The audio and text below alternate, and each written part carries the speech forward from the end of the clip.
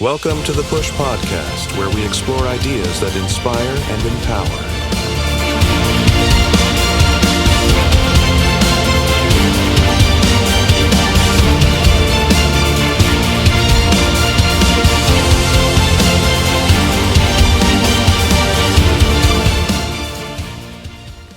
Lift every voice and sing till earth and heaven ring. Ring with the harmonies of liberty.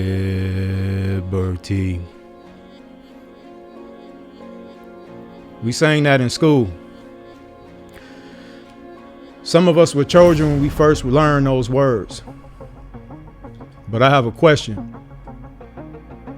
Did anybody ever explain to any of us why we were singing them? Why we were singing about marching? Why we were singing about victory?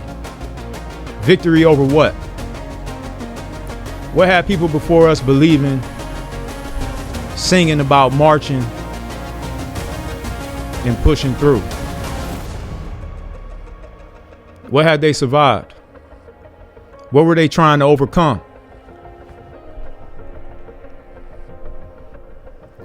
Something hit me. They taught us the song, but they didn't teach us the story. And maybe that's part of the problem. Because America became very comfortable telling us what was wrong with Black America without always teaching us about what happened to Black America. And that brings me to something I call the unkept secret. The unkept secret. They told us what was wrong with Black America. They didn't tell us what happened to Black America. There's a secret in America, but I'm going to call it what it really is. The unkept secret. Because the information isn't hidden. It's sitting in the government records. It's sitting in history books. It's sitting in the court decisions. It's sitting in the numbers. The problem is we rarely connect the dots. And then America looks at Black communities and asks, why are they angry? Why is there so much dysfunction? Why aren't they doing better financially? Why aren't more families building wealth? Why are some neighborhoods struggling? And then somebody gives the easiest answer possible. It's their behavior. But wait, before you judge the behavior, have you ever studied the history that came before it? Because you cannot diagnose a community while refusing to examine what happened to that community. You cannot study the smoke and refuse to investigate the fire. You cannot spend generations creating disadvantages, then study the disadvantage and call the disadvantage proof that something is wrong with them. That's not analysis, that's amnesia. So let's connect the dots. Not with conspiracy theories, not with hatred, not with excuses, but with history, with records, with numbers. And then when we're finished talking about what actually happened, we're going to talk about what we do next. Let me show you something. There was a time in America when teaching an enslaved Black person to read could be against the law. Think about that. Why would somebody be afraid of you learning to read? Because reading just isn't reading. Reading gives you access to information. Information gives you awareness. Awareness gives you options. And options give you power. If education didn't create power, nobody would have ever needed laws to keep people from getting it. Let that sit. They understood something centuries ago that many of us still to this day underestimate. An educated mind is harder to control. And here's another part of the story we need to tell. After emancipation, Black Americans demonstrated an enormous amount of hunger for education. Schools were established. Literacy explained. Institutions were built. Teachers emerged. Universities grew. So this idea that black people historically didn't care about education, the history doesn't support it. But freedom didn't suddenly create equality neither. America moved into segregation, separate schools, separate resources, separate opportunities. Then, in 1954, the United States Supreme Court ruled in Brown versus the Board of Education that segregated public schools were inherently unequal. Listen to that date. There are Americans still alive today who were born before that decision. And even after Brown, resistance still continued. In Prince Edward County, Virginia, public schools were closed for years rather than fully integrate. So when I say education was systematically restricted, listen carefully to what I'm saying. I'm not saying somebody secretly met in a room yesterday and said, let's dumb black people down. That's too simplistic. I'm saying something much more historically defensible. American institutions deliberately restricted black access to education for generations, and the receipts exist. They didn't restrict education because knowledge was useless. They restricted education because knowledge was powerful. So today, our response cannot be to reject education. Our response has to be to become obsessed with knowledge. And I'm not only talking about degrees, financial education, business education, legal education, technology, history, credit, taxes, investing, ownership, contracts, intellectual property. Because if knowledge was important enough to once keep away from us, it should be important enough for us to chase today. Now let's talk about something uncomfortable. Money. Because freedom without economic power can still leave people dependent. And one of America's greatest wealth building machines has historically been property. A home isn't only somewhere you sleep. It can appreciate. It can become collateral.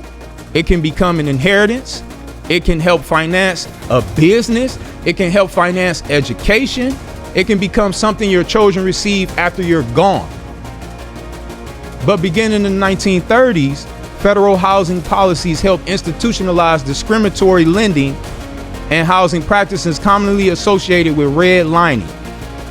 Black neighborhoods could be treated as a greater credit risk.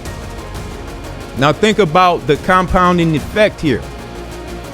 If one hardworking family buys a house while another equally hardworking family is denied access to the same opportunity, don't just measure them 5 years later. Measure their children.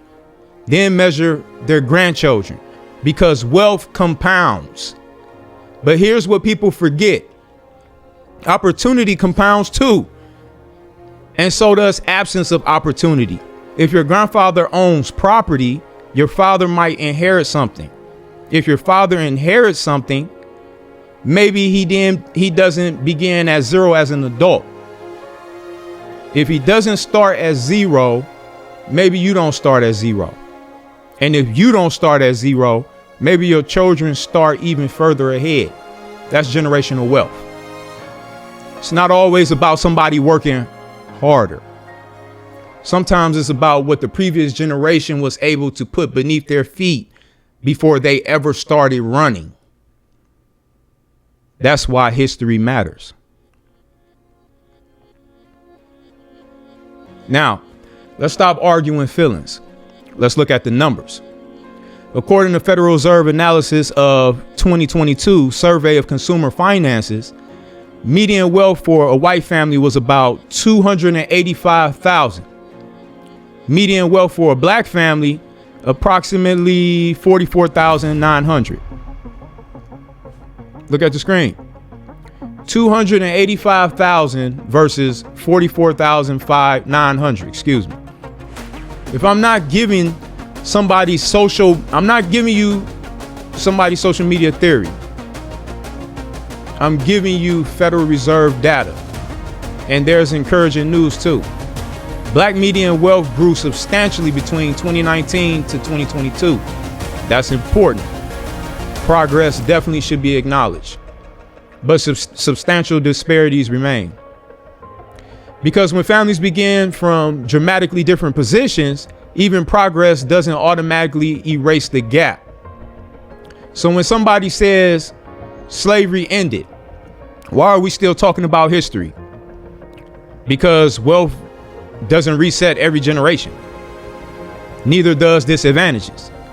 Money gets inherited, property gets inherited, businesses get inherited, networks get inherited, knowledge gets inherited, connections gets inherited, and sometimes nothing gets inherited.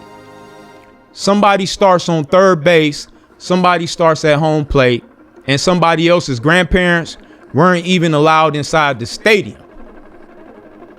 Then generations later, we look at the scoreboard and pretend everybody started the same game at the same time. That's the conversation. That's real. Now, here's the part about Black history I wish we talked about more. Because I refuse to tell our story as though Black Americans were only victims. We built, we created, we owned, we innovated, we became doctors, lawyers, entrepreneurs, bankers, educators, inventors, farmers, property owners. There were thriving Black communities. And one of the great examples was the Greenwood in Tulsa, Oklahoma. You probably know it as another name, Black Wall Street. Greenwood became a prosperous Black community despite segregation. Black-owned businesses, Black professionals, Black families building lives, doctors, attorneys, entrepreneurs, property owners. A community circulating dollars and creating opportunity. And then it was attacked. In 1921, a white mob devastated Greenwood. Black residents were killed, homes were buried, burned, businesses were destroyed, property was lost. More than 1,000 homes were burned and 1,000 people left homeless. Think about that. They weren't destroyed because they couldn't build. They had already built. Never tell me Black people couldn't build wealth. Black Wall Street proves they could. The tragedy isn't that they failed to build. The tragedy is that what they built was attacked and destroyed. That's an entirely different conversation. And Tulsa wasn't the only place. Let's take Rosewood in Florida, for example, a predominantly Black community. In 1923, Rosewood was devastated by racial violence. Now I need you to think beyond the immediate destruction, because a destroyed house isn't only wood, it's property. A destroyed business isn't only a building, it's income, customers, employment, equity, opportunity, inheritance. A displaced family doesn't simply lose an address. They can lose a financial foundation. When you burn somebody's business, you don't only destroy what they own today. You can destroy what their grandchildren would have inherited tomorrow. That's why understanding history matters. Not so we can live in it. Not so we can hate somebody today for something somebody else did generations ago, but so we can understand what we're rebuilding from. Now, Black America. And this next part is for us, because history explains, but history cannot become an excuse for everything. And if I'm going to demand that America tell the truth, then we have to tell the truth too, right? There are things nobody has to stop us from doing anymore, because sometimes we're stopping ourselves. Nobody has to prevent us from reading if we refuse to pick up a book. Nobody has to prevent us from learning about investing if we refuse to learn how money works. Nobody has to destroy our businesses if we refuse to support legitimate businesses in our own communities. Nobody has to keep a father away from his children if that father voluntarily disappears. Nobody has to destroy our own health if we have choices available to us and consistently refuse to take care of our own bodies. Nobody has to silence our children if we're not talking to them ourselves. And saying that does not erase systemic racism. It recognizes something equally important: our own agency. I can tell the truth about what America did without surrendering responsibility for what I do next. That's power. I'm not interested in teaching my children the system is against you, so you can't win. Absolutely not. I'm going to teach them there were systems designed to prevent people who look like you and me from winning, and they won anyway. Learn their names, study their strategy, understand their mistakes, build on their victories, then build bigger.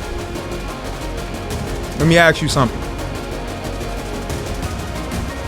Why can somebody graduate high school knowing the Pythagorean theorem but have no idea how the compound interest work? Why can someone explain photosynthesis but not understand a credit report?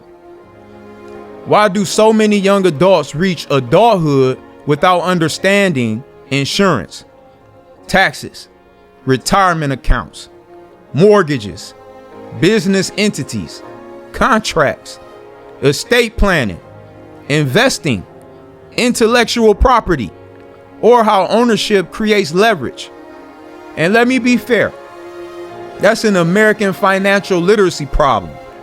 It's not a unique to black people problem. But when your community already possesses dramatically less median wealth, financial ignorance becomes even more expensive. Maybe the next civil rights classroom is in the kitchen table. Teach your children money. Teach them ownership. Teach them credit. Teach them investing. Teach them entrepreneurship. Teach them how contracts work. Teach them what taxes are. Teach them the difference between an asset and a liability. Teach them that looking rich and being wealthy are not the same thing. Because consumerism asks, what can I buy?